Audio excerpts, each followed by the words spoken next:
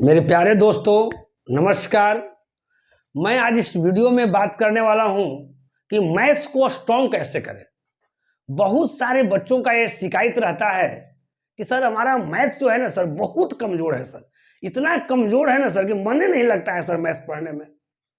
और अगर मैं मेहनत भी सर करता हूं तो सर 100 क्वेश्चन अगर मैं बनाता हूं तो मुश्किल से 30 या 35 क्वेश्चन सर बन पाता है। सर हम मैथ्स को अच्छा कैसे करें, मैथ्स में अच्छा स्कोर कैसे करें, मैथ्स को मजबूत कैसे बनाएं,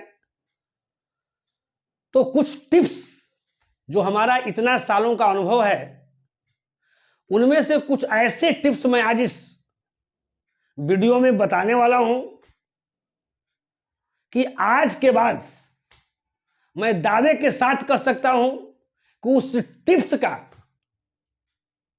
अगर अपने जीवन में अगर उपयोग करते हैं तो मैथ्स हर हाल में आपका स्ट्रांग होगा, मैथ्स में आप बहुत अच्छा स्कोर कीजिएगा।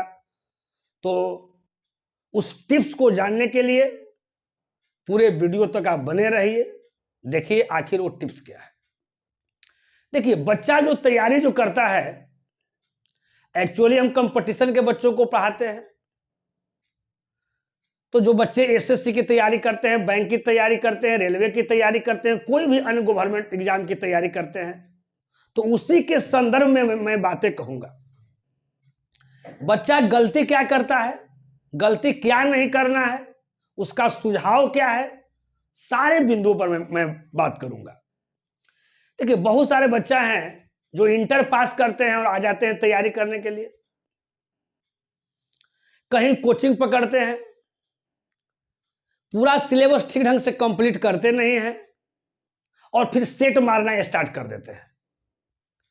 तो सेट मारते हैं तो अगर 25 क्वेश्चन है तो उसमें 4 ही 5 क्वेश्चन बनता है, तो बोलते हैं कि सर हमारा स्कोर ही अच्छा नहीं हो रहा है। तो सबसे पहले आपको क्या करना है मेरे प्यारे दोस्त, कि सबसे पहले आप किसी भी टीचर से पढ़िए, पहले आपको सिलेबस को कंप्लीट करना है। जहां भी पढ़िए, जिस टीचर के साथ आपका ट्यूनिंग बैठता है, जो टीचर आपके लिए अच्छा लग रहे हैं, उनका पूरा कोर्स सबसे पहले आप कंप्लीट कीजिए।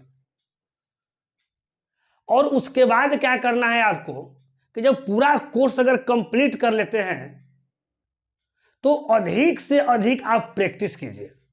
अगर एक चैप्टर में अगर 100 क्वेश्चन अगर बताते हैं तो आप अलग से उस चैप्टर का आप प्रैक्टिस कीजिए, यानी अलग से कम 100-200 क्वेश्चन का प्रैक्टिस जरूर होना चाहिए।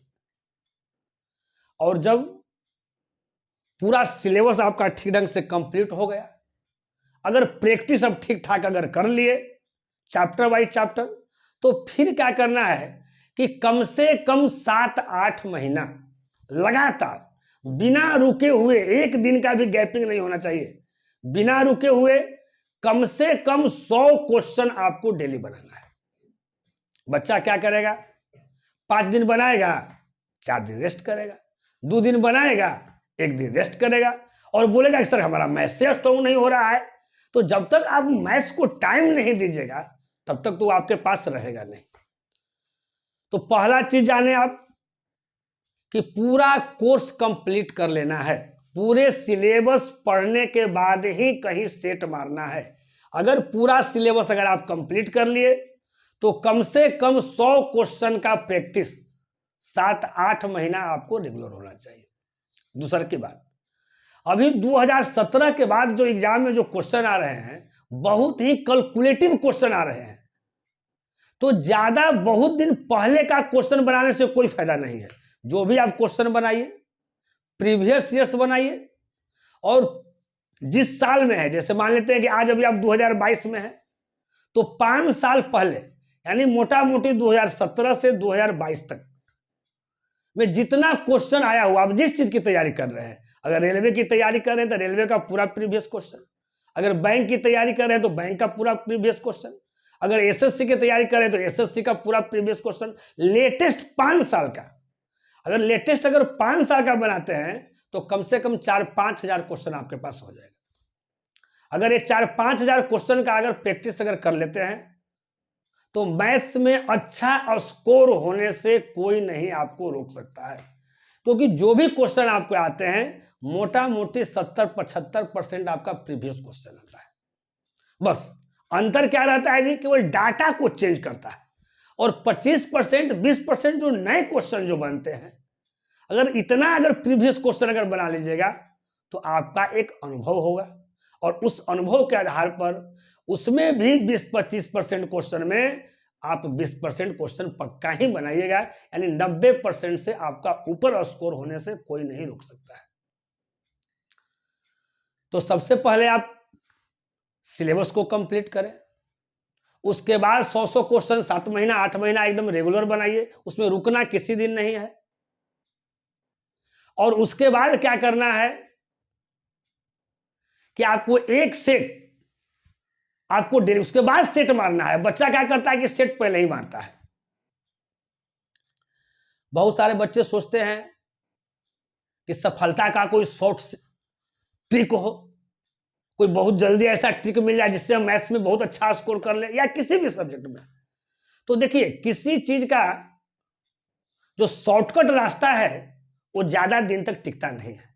अगर किसी कारण अगर सफल भी हो गए तो कुछ समय के लिए, जैसे ही सफल होइएगा वैसे ही आप असफल हो जाइएगा।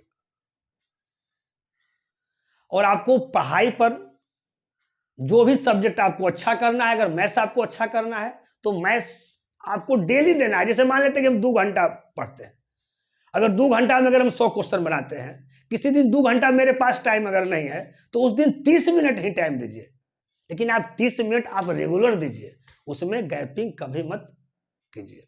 दूसरा की बात, कुछ छोटी छोटी बातें मैं बताऊंगा, है ना, मैथ्स को अच्छा बनने में वो बहुत ही सहायक काम करते हैं। जैसे जोड़ घटाओ गुना भाग पर आपको कमांड होना चाहिए। जल्दी जल्दी हम कैसे करें, तो एकदम जो आप नियम जानते हैं, जो आप बेसिक जानते हैं, उसी का आपको प्रैक्टिस करना है। 50 तक स्क्वायर जो है एकदम जैसे ही कोई पूछे तुरंत जवाब होना चाहिए। 50 तक स्क्वायर याद कर ले, 25 तक क्यू याद कर ले, जोड़ घटाओ गुना भाग तो ये तो आपको एकदम इसमें स्पीड होना ही चाहिए आपको।